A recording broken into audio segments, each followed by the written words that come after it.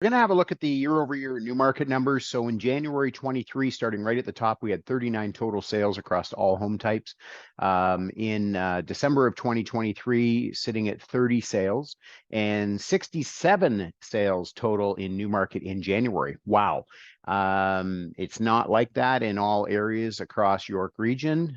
Newmarket is a busy spot, and it has been for a long time. It's a very desirable area. And so this certainly goes along with what the media is indicating, that the market has started off in full swing in 2024. Average sale price across all home types a year ago was $1,169,000, $1,155,000 in December 23, currently sitting at $1,130,000. The SNLR, the sales to new listings ratio, or as what realtors call the absorption rate, tells us the homes that came on the market that month, what is the percentage of them that are selling. So a year ago in Newmarket, 38.6% of the homes that came on the market sold. 127% of the homes that came on the market in December 23 sold. And I know you're probably going, how does that work? How do you get 127 out of 100, right? How that works is, so the market oversold, or the market sold 27% more homes than actually came on the market. And how that happens is because there's always oftentimes inventory that languishes on the market. It carries over month to month to month. And so not only did, for the sake of the stats, not only did everything that came out in December 23 sell, but also, some of the previous listings that were hanging around as well. And so that's where we get that stat from. Now, I will say that stat is probably, as we can see by the numbers, a little bit artificially inflated, because in December, certainly, we often refer to it from a business standpoint, it's half a month, because everything stops at Christmas time around December 15th to the 20th. And so, we lose part of that. People take their homes off the market. From a buyer standpoint, people are taking their foot off the gas, not necessarily, being so active in the market. So that number is a little bit propped up.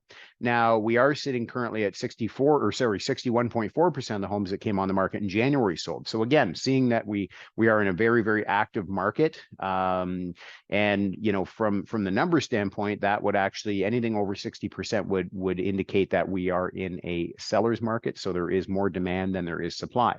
Months of inventory remaining.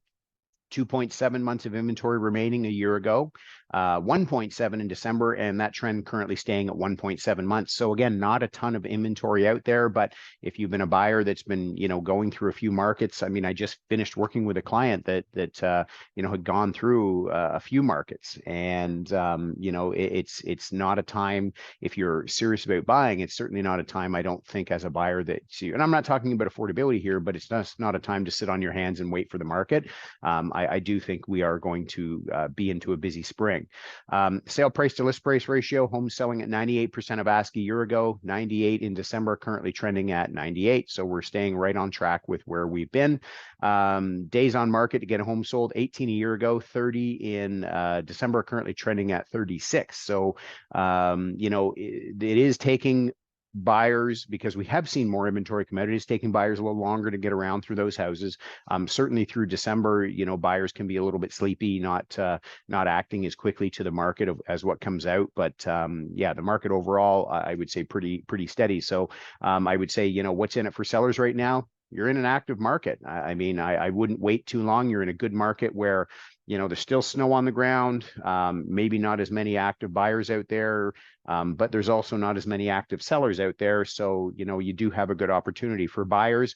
I do think this is a market where, you do see a little bit of inventory hanging around on the market, and you certainly could take advantage of that, maybe by looking at some older listings. But we are still seeing bidding and multiple offers on new listings that come out. And we know that homes that, when they come on the market initially as a new listing, they get their most activity in the first 2 weeks. So if you're having trouble with bidding in multiple offer scenarios, then try having a look at the older inventory.